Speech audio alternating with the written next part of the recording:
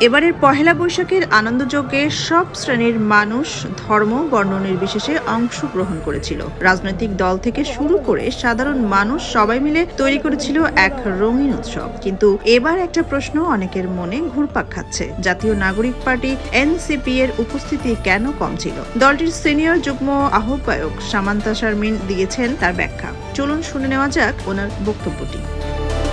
সামান্তা শারমিন বলেন, তাদের দল এখনো প্রাথমিক পর্যায়ে রয়েছে। সেন্ট্রাল কমিটির 217 জন সদস্য পুরো দেশের সাংগঠনিক দায়িত্ব সামলাচ্ছেন। ঢাকার বাইরে জেলা উপজেলায় কাজ করছেন অনেকে, তাই স্বাভাবিকভাবে উপস্থিতি কিছুটা কম ছিল। তিনি বলেন, এনসিপির সংগঠন এখনো বিস্তৃত হচ্ছে, কিন্তু শুধু সংখ্যায় কি সব? সামান্তা শারমিনের কথায় আরও একটি গুরুত্বপূর্ণ দিক উঠে এসেছে, নিরাপত্তা ও সতর্কতা।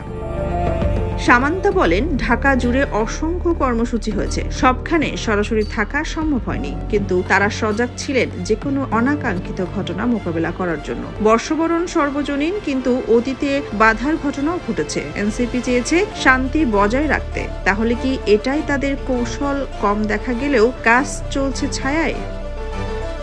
সামান্তা শারমিনের ভাষ্য, এনসিপি ভবিষ্যতে আরো সক্রিয় হবে। এখন তাদের লক্ষ্য গঠনমূলক রাজনীতির বীজ বপন। কিন্তু প্রশ্ন থেকে যায়, উৎসবের মাঠে দলের সরব উপস্থিতি কি সাধারণ মানুষের সঙ্গে সংযোগ বাড়াতে সাহায্য করবে? আপনার কি মতামত কমেন্টে জানান। উৎসবের রাজনৈতিক দলের উপস্থিতি কতটা জরুরি? আর ভিডিওটি শেয়ার করতে ভুলবেন না। সোনিয়া খান, খবর সংযোগ।